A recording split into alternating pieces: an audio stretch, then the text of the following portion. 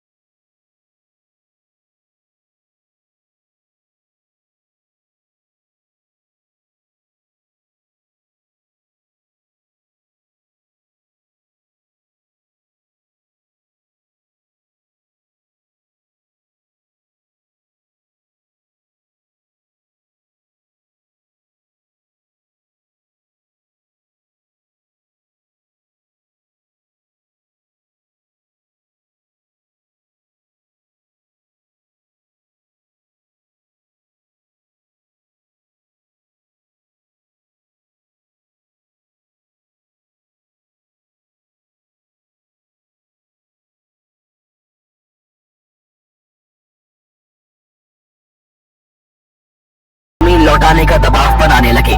इस बात से गुस्सा होकर फूलन देवी के चचेरे भाई मायादीन ने उन्हें बुरी तरह पीटा, लेकिन फूलन तब तक विरोध करती रही जब तक कि वो लात घूंसों और ईंट की मार से बेहोश नहीं हो गई। फूलन को इतनी छोटी सी उम्र में इन विरोधी तेवरों की वजह से बहुत बड़ा खामियाजा भुगतना पड़ा। उनके इस आक्रामक रवैये के कारण उनके घर वालों ने एक गाय और एक साइकिल के बदले में मात्र 11 साल की फूलन की 45 साल के एक अधेड़ आदमी पुत्ती लाल से शादी करा दी। पुत्ती लाल फूलन के घर वालों को दहेज देकर फूलन के साथ इस तरह व्यवहार करता जैसे वो उसकी पत्नी नहीं बल्कि बाजार से खरीदी हुई कोई चीज है। वो 11 साल की फूलन का जबरदस्ती यौन शोषण करता और बात बेबात उसे बुरी तरह से मारता पीटता। दिन, हफ्ते, महीने और फिर साल, पति की इस तरह की ज्यादतियों की वजह से फूलन की तबीयत काफी खराब होने लगी। एक दिन परेशान होकर उन्होंने अपने पति का घर छोड़ दिया और भागकर अपने पेरेंट्स के पास आ गई। बेटी का ससुराल छोड़कर मायके में रहना कुछ दिनों बाद ही सबको खटकने लगा। गांव में बदनामी होने लगी। माँ ने गुस्से में यह तक कह दिया कि वो उनके घर पर कलंक है और उसे किसी कुएं में डूबकर मर जाना चाहिए। इतना कम नहीं था कि जमीन की वजह से फूलन की एक बार फिर उनके चचेरे भाई से लड़ाई हो गई। जो फूलन पहले अपने चचेरे भाई की मार से बेहोश हो गई थी, उसने इस बार लड़ाई में एक पत्थर से उसी का सिर फोड़ दिया। इस वजह से फूलन देवी को 1979 में एक महीने के लिए जेल में रहना पड़ा, जहां पुलिस ने भी उनके साथ बहुत बुरा व्यवहार किया। जेल से छूटने के बाद उन्हें मजबूरन वापस अपने पति के घर लौटना पड़ा। उन्हें वहां जाकर पता चला कि उनका पति पुत्ती लाल किसी दूसरी लड़की से शादी कर चुका है। फूलन के वहां पहुंचने पर उसने और उसकी दूसरी पत्नी ने उसकी खूब बेइज्जती की और उसे खूब मारा पीटा। फूलन को समझ आ गया कि यहाँ अब उनका गुजारा नहीं हो सकता और वो थक हार कर फिर से वापस अपने मायके चली गई। अपनों के बीच में रहकर भी फूलन अकेली पड़ गई थी। उन्हें हर जगह से धिक्कारा जा रहा था और उनके अपने माँ बाप भी उनको बोझ और कलंक समझने लगे थे। उनके फिर से मायके आने से सबसे ज्यादा परेशान उनका चाचा था। चाचा ने उनसे छुटकारा पाने के लिए इस बार फूलन को वहाँ के डकैतों के हवाले करने का फैसला किया। एक दिन डकैतों का एक झुंड फूलन को उनके घर से उठाने के लिए आया, लेकिन फूलन डकैतों को देखकर वहाँ से भागने लगी। डकैतों ने गुस्से में उनके छोटे भाई को अपने कब्जे में ले लिया। अपने भाई की जान की खातिर फूलन ने मजबूरन खुद को उन डकैतों के हवाले कर दिया। अब मात्र 16 साल की फूलन खूंखार डकैतों के कब्जे में थी। उन डकैतों का मुखिया बाबू गुजर था, जो फूलन को देखते ही उनके रूप पर मोहित हो गया। बाबू गुजर फूलन के साथ गुलामों की तरह पेश आता। उसने कई बार फूलन का यौन शोषण किया। पहले से ही मायके और ससुराल के अत्याचारों से परेशान 16 साल की फूलन को अब बाबू गुजर जैसे वहशी दरिंदे के जुल्मों को सहना पड़ रहा था। बाबू गुजर के उस गैंग में विक्रम मल्ला नाम का एक आदमी था, जो इस गैंग में दूसरा मुख्य आदमी था। फूलन उसकी कास्ट से बिलोंग करती थी और उसको फूलन के साथ हुए पुराने अत्याचारों के बारे में भी पता था। इसलिए उसके दिल में फूलन देवी के लिए एक सॉफ्ट कॉर्नर था और उसे अपने सरदार का उसके प्रति ऐसा व्यवहार बिल्कुल भी बर्दाश्त नहीं हो रहा था। इसलिए उसने अपने सरदार बाबू गुजर से मना किया कि वो फूलन के साथ ज्यादती ना करे। लेकिन बाबू गुजर जब नहीं माना तो उसने एक रोज अपने सरदार को मार डाला और खुद गैंग का मुखिया बन बैठा।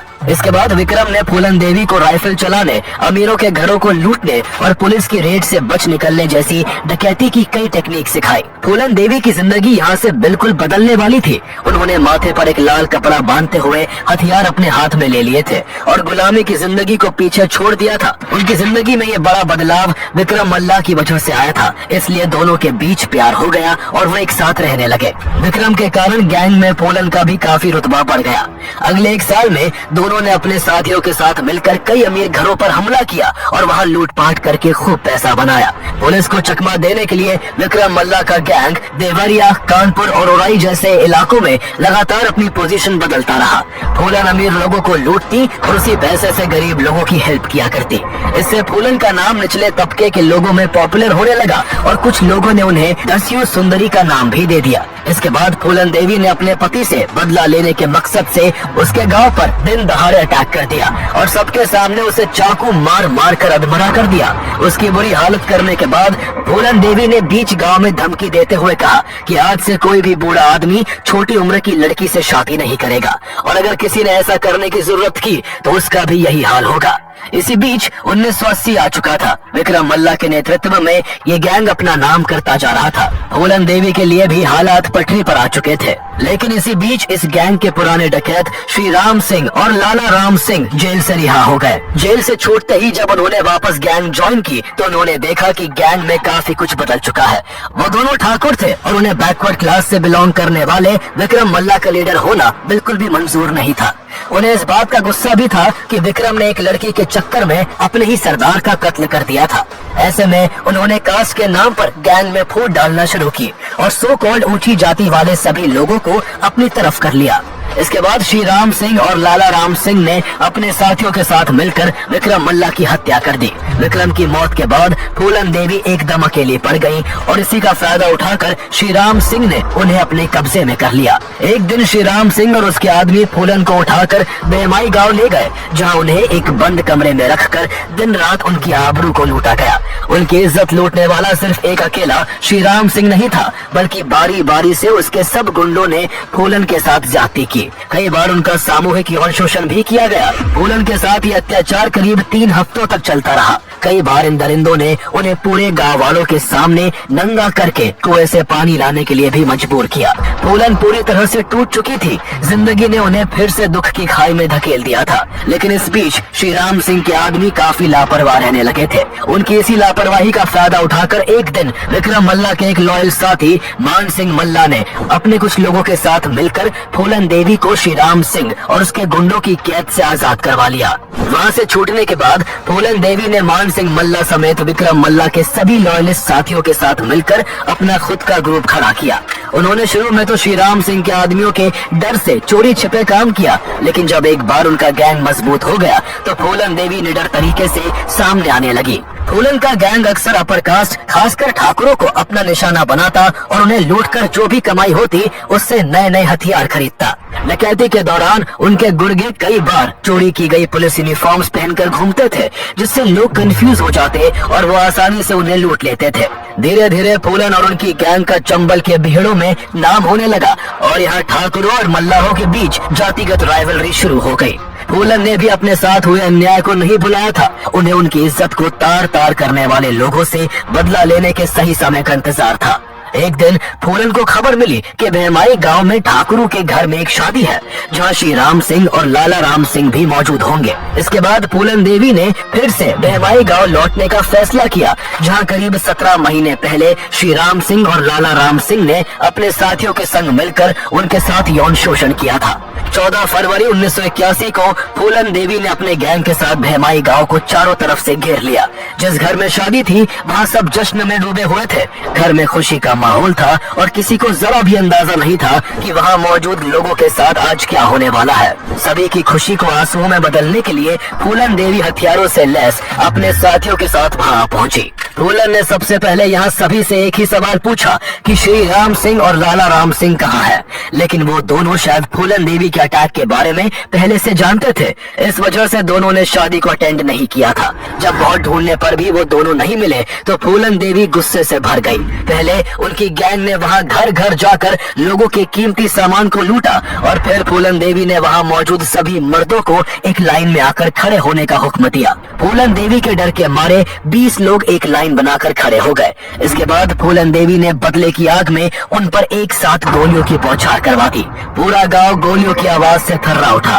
कुछ देर बाद जब वहां पुलिस पहुंची तो वहां 20 लोगों की लाश, उनकी औरतों की चीख और बच्चों के रोने के अलावा कुछ भी नहीं था। पुलिस के आने से पहले ही फूलन अपने गुर्गों के साथ वहां से भाग निकली थी। एक साथ इतने लोगों के मारे जाने से पूरे उत्तर प्रदेश में सनसनी फैल गई। मीडिया की खबरों में केवल इसी वारदात का जिक्र था। हर तरफ केवल फूलन देवी का ही नाम गूंज रहा था। सब हैरान थे कि एक 18 साल की लड़की ने ये कारनामा किया था। उन्हें जल्द ही मीडिया ने नया नाम बैंडेड क्वीन दे दिया, क्योंकि मारे गए 20 में से 17 लोग ठाकुर थे। इसलिए ठाकुर जाति के लोगों ने एकजुट होकर प्राइम मिनिस्टर इंदिरा गांधी से प्रदेश में लॉ एंड ऑर्डर बहाल करने और फूलन देवी को पकड़ने की मांग उठाई। आगे इस मामले ने इतना तूल पकड़ा कि उस समय के उत्तर प्रदेश के चीफ मिनिस्टर बीपी सिंह को अपने पद से इस्तीफा देना पड़ गया। जितना बड़ा ये मामला बना उतने ही ज्यादा फूलन देवी के चर्चे होने लगे। फूलन देवी का नाम चंबल के बिहड़ों से निकलकर देश के घर घर तक पहुंच चुका था। आम लोगों और बड़े नेताओं से लेकर फॉरेन जर्नलिस्ट, राइटर्स और फिल्म मेकर्स तक के बीच फूलन देवी चर्चा का विषय बन गई। जहां वो निचले तबके के लोगों के लिए मसीहा थी, जिन्होंने उन्हें अपनी आवाज उठाने का हौसला दिया। वहीं कुछ के लिए वो महज एक कुख्यात और बेरहम हत्यारन थी। जिस भैमाई गांव में उन्होंने 20 लोगों को सरेआम गोलियों से भून डाला था, उस गांव में उस जगह पर उन 20 लोगों के नाम से स्मारक बना हुआ है, जो फूलन देवी के खौफ और उस भयानक रात की आज भी याद दिलाता है। चूँकि फूलन का गैंग उत्तर प्रदेश और मध्य प्रदेश के जंगलों में एक्टिव था, इसलिए दोनों प्रदेशों की सरकार जल्द से जल्द फूलन को पकड़ना चाहती थी। दोनों राज्यों की पुलिस फूलन देवी को पकड़ने के लिए चंबल के बिहड़ों में लगातार दबिश दे रही थी। हालांकि हर बार पुलिस को खाली हाथ लौटना पड़ता, क्योंकि फूलन के गैंग के सभी गुर्गे खाकी वर्दी पहनते थे और वर्दी पर बाकायदा स्टार लगाते थे। इसलिए पुलिस जब फूलन को पकड़ने आती तो पुलिस खुद कई बार वर्दीधारियों को देखकर धोखा खा जाती थी। इसका फायदा उठाकर फूलन का गैंग पुलिस पर हमलावर होकर उन्हें काफी नुकसान पहुंचा देता था।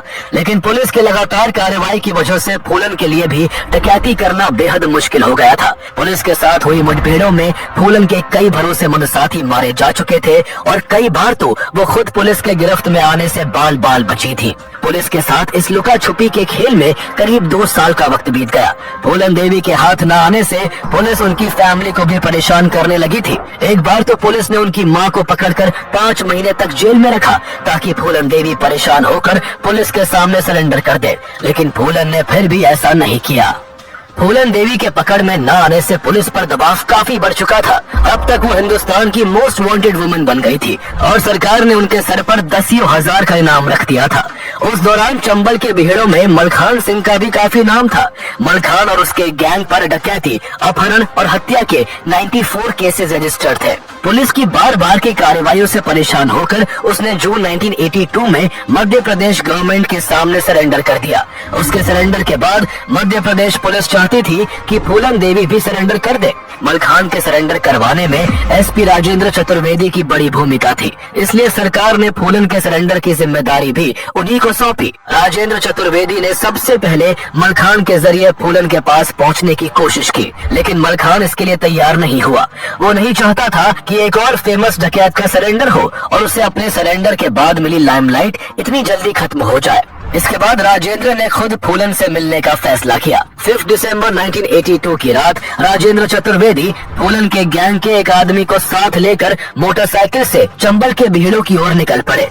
कुछ घंटों के सफर के बाद खेड़न पहुंचकर फूलन के साथी ने राजेंद्र की मुलाकात फूलन के राइट हैंड मान सिंह मल्ला से करवाई। मान सिंह राजेंद्र को फूलन के पास ले गया, जिसके बाद दोनों के बीच बातचीत शुरू हुई। फूलन ने खुद अपने हाथों से राजेंद्र के लिए चाय बनाई। बातों बातों में राजेंद्र ने फूलन को बताया कि वो उनके घर गए थे। फिर उन्होंने फूलन को उनके परिवार की कुछ तस्वीरें दिखाई और एक रिकॉर्डिंग भी सुनवाई, जिसमें उनकी बहन मुन्नी की आवाज थी। ये सुनकर फूलन ने राजेंद्र से सीधा सवाल किया, आप चाहते क्या है और यहाँ किस लिए आए हैं? इस पर राजेंद्र ने कहा, मैं आपका सरेंडर चाहता हूँ। सरेंडर की बात सुनते ही फूलन भड़क उठी और गुस्से में चिल्लाकर बोली, क्या तुम्हारे कहने से मैं सरेंडर कर दूंगी? मैं फूलन देवी हूँ और अगर चाहूँ तो इसी वक्त तुम्हें गोली से उड़ा सकती हूँ। इससे वहाँ का माहौल अचानक से गर्मा गया। मान सिंह ने किसी तरह फूलन को शांत कराया। जब माहौल ठंडा हुआ तो फूलन ने राजेंद्र चतुर्वेदी से पूछा कि क्या गारंटी है कि सरेंडर करते ही तुम मुझे गोली नहीं मार दोगे? इस पर राजेंद्र ने जवाब दिया, भरोसा करिए, मुझे खुद मुख्यमंत्री ने भेजा है। फूलन का विश्वास जीतने के लिए राजेंद्र ने एक प्रपोजल भी दिया कि अगर वो चाहे तो उनकी गैंग का कोई एक मेंबर उनके साथ चलकर मुख्यमंत्री से मिल सकता है। फूलन देवी पिछले 2-3 साल से पुलिस की कार्रवाई के कारण इधर से उधर छिपते छिपाते गुजर बसर कर रही थी। इस बीच उनके कई लोग मारे भी जा चुके थे। इसके अलावा उनकी तबीयत भी लगातार बिगड़ती रहती थी और उन्हें भेड़ों में जरूरी इलाज नहीं मिल पाता था। इन सब वजहों से उन्होंने भी सरेंडर का मन बना लिया था। एसपी राजेंद्र चतुर्वेदी उन्हें भरोसे के आदमी लगते थे, इसलिए उन्होंने उनसे सरेंडर के लिए हाँ कह दिया। लेकिन सरेंडर करने को लेकर उनकी कई शर्तें थी। पहली शर्त ये थी कि फूलन और मान सिंह के परिवार को सुरक्षित उत्तर प्रदेश से मध्य प्रदेश लाया जाए। उनको डर था कि बेहमाई मैसेकर के बाद उत्तर प्रदेश जाते ही उनकी हत्या कर दी जाएगी और लोग उनके परिवार को भी मार सकते हैं। इसके अलावा उनकी मांग थी कि उनके परिवार को कुछ जमीन और भाई को नौकरी दी जाए। फूलन ने अपने लिए A ग्रेड जेल की मांग की और साथ ही ये भी डिमांड रखी कि सरेंडर के बाद उनके किसी भी गैंग मेंबर को फांसी ना दी जाए। इसके अलावा फूलन चाहती थी कि उनके सरेंडर वाले दिन स्टेज पर महात्मा गांधी और मां दुर्गा की तस्वीर हो और वो अपने हथियार उनके सामने ही सरेंडर करेंगे। सरकार को काफी मेहनत के बाद ये मौका हाथ लगा था, इसलिए सरकार ने फूलन की सभी शर्तों को मान लिया। इसके बाद फूलन देवी के परिवार को मध्य प्रदेश लाने की कोशिशें शुरू हो गई, लेकिन इस दौरान फूलन की गिरफ्तारी को लेकर यूपी पुलिस और एमपी पुलिस आपस में ही भिड़ गई। 6 जनवरी 1983 को जब एमपी पुलिस फूलन देवी के परिवार को जालौन से भिंड लाती है तो यूपी पुलिस एमपी पुलिस पर किडनैपिंग का केस कर देती है। अगले दिन एमपी पुलिस की एक और टीम मान सिंह के परिवार को एमपी लाने के लिए यूपी पहुंचती है, लेकिन इस दौरान यूपी पुलिस एमपी के 6 पुलिस वालों को गिरफ्तार कर लेती है। इतना ही नहीं, स्थिति इतनी बिगड़ जाती है कि दोनों प्रदेशों की पुलिस के बीच गोलीबारी भी हो जाती है। इस गोलीबारी में मीडिएटर की भूमिका निभा रहे एक व्यक्ति को भी गोली लग जाती है। इस घटना से फूलन देवी का मन बदल गया और उन्होंने सरेंडर का फैसला वापस ले लिया। हालात बिगड़ते देख एसपी राजेंद्र चतुर्वेदी ने फूलन देवी का विश्वास दोबारा जीतने के लिए एक और कदम उठाया। इस बार वो अपनी पत्नी और बच्चे को लेकर फूलन को मनाने पहुंचे। जैसे ही वो फूलन के पास पहुंचे, उन्होंने अपने बच्चे को फूलन की गोद में रखते हुए कहा, अगर आपको भरोसा नहीं है तो जमानत के तौर पर मेरा ये छोटा सा बच्चा अपने पास रख लो। राजेंद्र की इस भावनात्मक अपील से फूलन का दिल पिघल गया और उन्होंने दोबारा सरेंडर के लिए हामी भर दी। इसके बाद 12 फरवरी 1983 के दिन मध्य प्रदेश के चीफ मिनिस्टर अर्जुन सिंह भिंड जिले में खुद फूलन देवी का सरेंडर लेने पहुंचते हैं। वहां करीब 8000 लोग फूलन देवी को देखने के लिए जमा थे।